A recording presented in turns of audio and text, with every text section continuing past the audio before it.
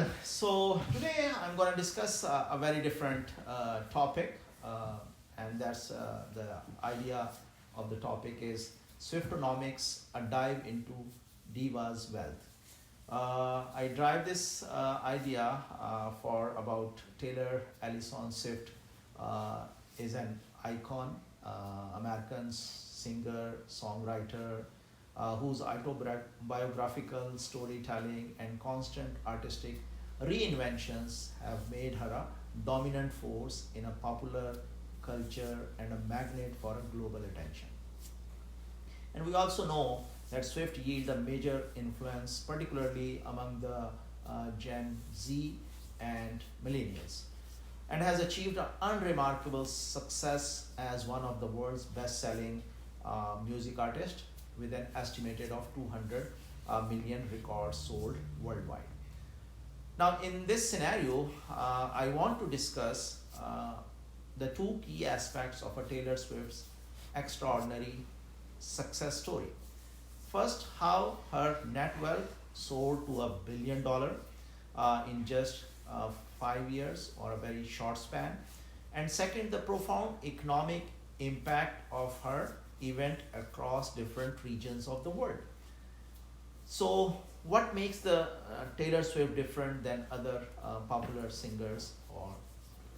So Taylor Swift's recent surge in wealth and influence is largely attributed to her strategic financial management or a decision making and control over her music catalog. So that's the main crux of this success story is. After losing the right to her original masters, she don't have a copyright for few initial albums she released. Swift regained or began re-recording her old albums, a move that has not only restored ownership but also generated significant revenue for her. This strategy has led to approximately 75% of her estimated 1.3 billion fortune, which is accumulated in just the past 5 years. Her decision to leave Big Machine Records, that was the company initially launched the first few albums of Taylor Swift, and signed with the Republic Records. So he signed with another company, which granted her ownership of her new masters. So that's the main difference. In the old company, she don't have a copyright, but in the second company, when she recording his new album, her new albums, she will get a control over the copyright.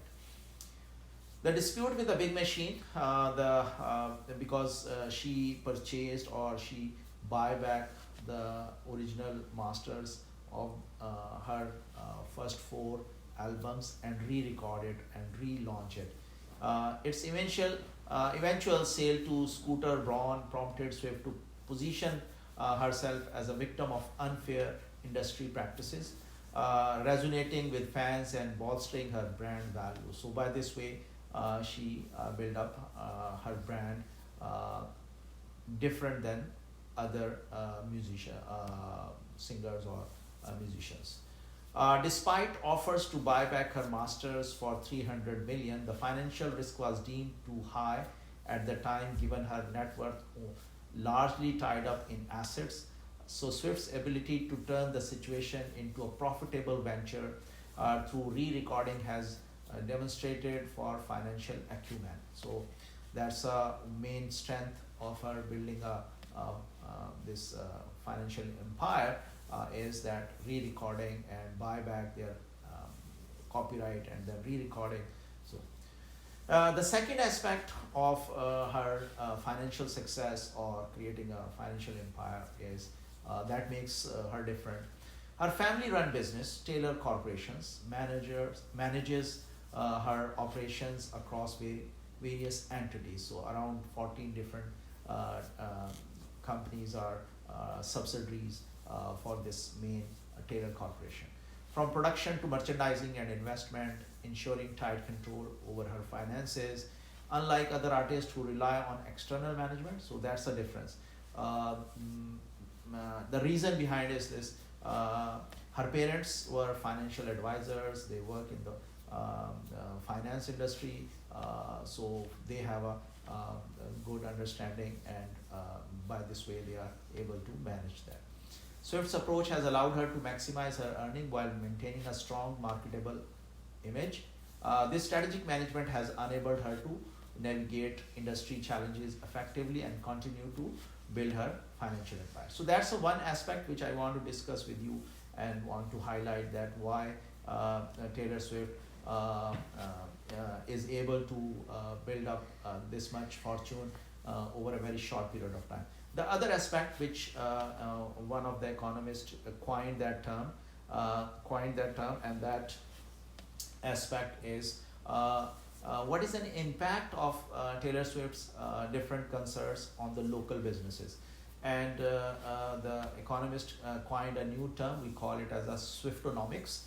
So Swiftonomics refers to a significant economic impact of Taylor Swift's, particularly through her 2023 Eras tour, which has become a highest gross tour on record with over 1 billion in revenue.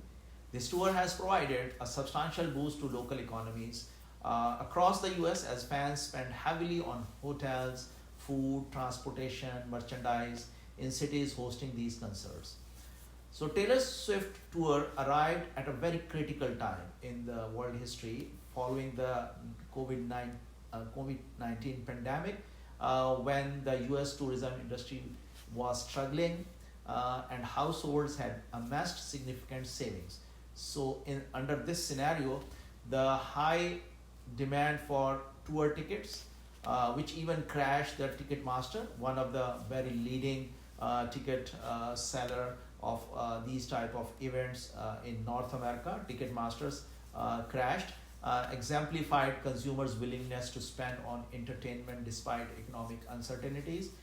What is the impact of these concerts on local? So some of the calculations or some of the data we can get is the local economic benefits have been notable, with Chicago breaking hotel revenue records, Los Angeles seeing an estimated 320 million boost to its GDP only because of the Taylor Swift's concert, and other cities like Denver and Cincinnati experience similar economic inflows. The Federal Reserve acknowledged the impact of Swift's tour in its analysis of economic conditions, comparing the economic effects of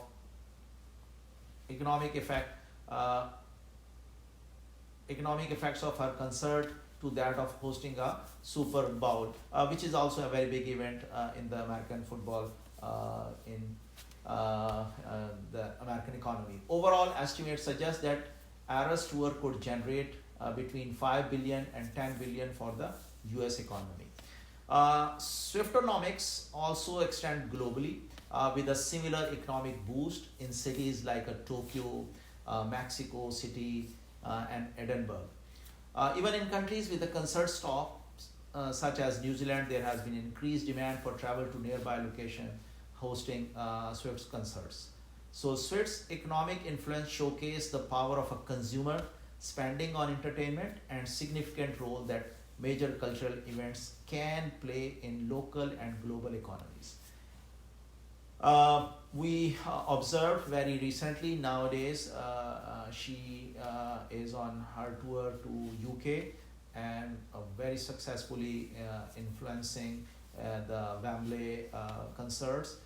Similarly, we are eagerly anticipating Taylor Swift's concert in Vancouver, which is scheduled in December in 2024, and we expect it has a substantial economic impact on the city during that time when Taylor was visiting Vancouver.